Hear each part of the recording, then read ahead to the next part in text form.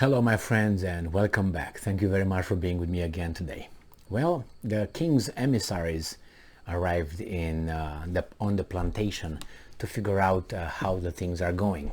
Is today's harvest going according to plan, or they need to make some little changes, if you know what I mean.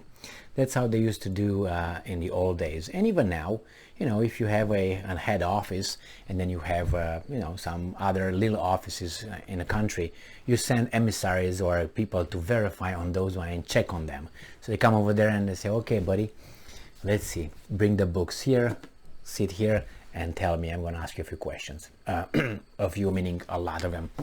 So US Secretary of State Antony Blinken landed in Ukraine, and he speaks with little guy here, Zelensky, and he informs here and bring the books here. Let's see what you got. Okay, good. It's a little inspection. You pass the inspections or you're gonna be penalized. Let's see what these weasels talked about. Ukrainska Pravda reports on Thursday, September 8th, 2022. U.S. Secretary of State Antony Blinken met with Zelensky upon his arrival in Kiev. All right, Antony Blinken, the United States Secretary of State, low IQ, came to Kiev on an unannounced visit and had a meeting with Volodymyr Zelensky, the president of Ukraine. Now, Zelensky called Blinken's visit to Kiev an important signal and a guarantee that Ukraine will be able to liberate its temporary occupied territories, or you're going to be dismissed and sent to the Gulag. The president also expressed his gratitude and support to the US President Joe Biden and his administration and the US Congress. How about me? How about us?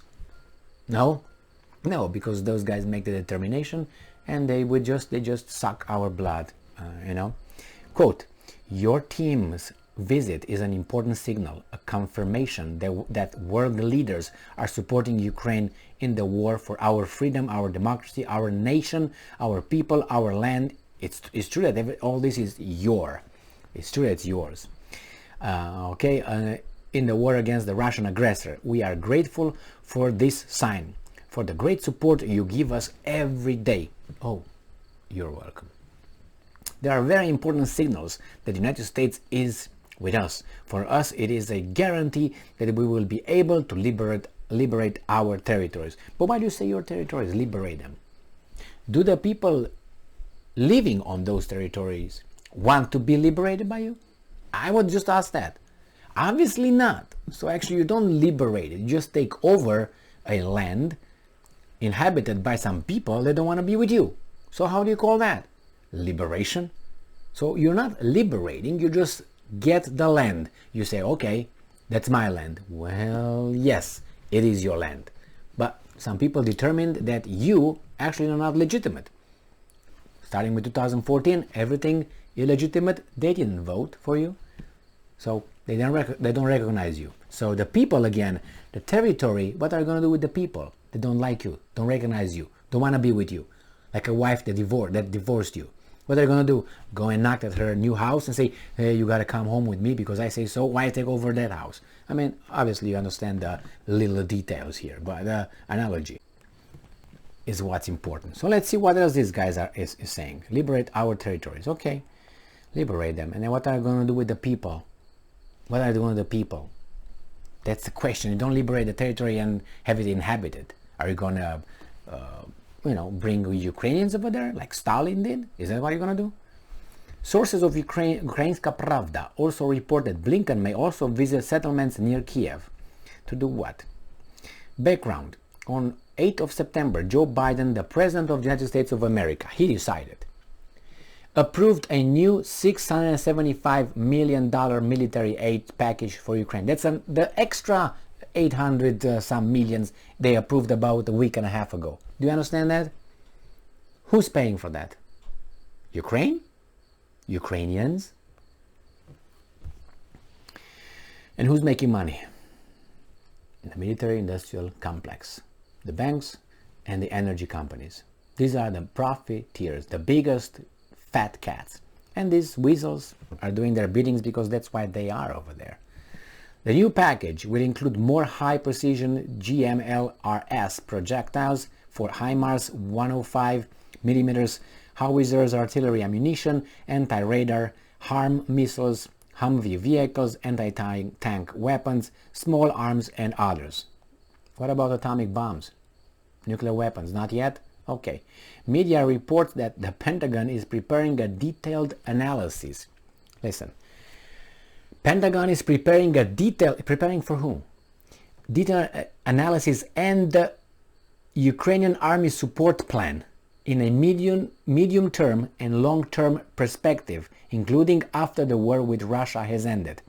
Media reports that the Pentagon is preparing a detailed analysis and the Ukrainian army support plan in a medium-term and long-term perspective, including after the war with Russia has ended. This little paragraph tells me who's planning what and who's doing what. They're preparing it for a detailed, for what? The analysis. For us, for them. Is let's say, Ecuador doing the same thing? Are they preparing something like this? And if not, why not? Is, I know, Bolivia preparing such an analysis? So you see that certain countries that prepare this analysis. Is France doing? No. Germany? No. Great Britain? No. Why is the United States? That tells you who's in charge. That tells you little by little. Remember, this is the little slope of a mountain analogy that I make. They give you little pieces of information. They don't tell you at the end, yes, we are in control and we were the puppeteers here. We pulled all the strings and we used those guys against those guys, and we don't really care about both of them. But it's okay. This is the end. The end of the slope. They don't come over there because the population with common sense and good heart will say, wait a minute, haven't we been used? Yes. They will start with little. Well, Ukraine needs help, invasion of, oh my God, how can you help them? Send them some blankets. And on a little step. Next one, send them some helmets. Okay, next one, how about some ammunition? Okay, some weapons. Okay, then send them a little bit of some cars or some, not cars, trucks. Okay, so they can go around. Yeah, send them money. Yeah, okay. Send them what? Send them some, I don't know, projectiles or, anti-tank howitzers or whatever. That was the next one. And then send them whatever, some HIMARS. Huh? Yeah, but only 60 kilometers radius, okay? The range is only 60. Okay, but then they hit Crimea. With what? Oh, maybe they have some other ones. It's called attack something, attack M or something. Oh, send them that. Okay, what's next? Did you hear what these guys are sending right now? That's a little bit more. As I said, that's why I said, oh, so next one is the nuclear weapons. That's the only thing they didn't send yet. And planes, tanks. Tanks were sent by other weasels. But what about? That's going to be next. Tanks. Personnel is already there, as what's his name, Colonel McGregor said. They're not private. They're contractors over there. There are people over there ruling and dealing and planning and actually operating the HIMARS. They can't do it. The Ukrainians cannot be trained as I said, in whatever weekend they have. In a weekend they can't do that. And he explained the reasons. And it has to be a coordination between the satellites and the HIMARS and the people over there. It's too complicated to be three Ukrainians just grab them, put them, and they will learn. They can be smart, but you have to be automatic. You have to be, do it so repeatedly. You can do it in a week or a weekend in this case. So yeah, and now they gave you that. They're going to be doing analysis on medium and long. For what? I bet Romania does the same thing. So yeah, I'm not going to get to that one. We're going to say, we do that. That's almost at the last level, that. When they're really going to say it again, as I said before, actually we provided intelligence to Ukraine. You do much more than that.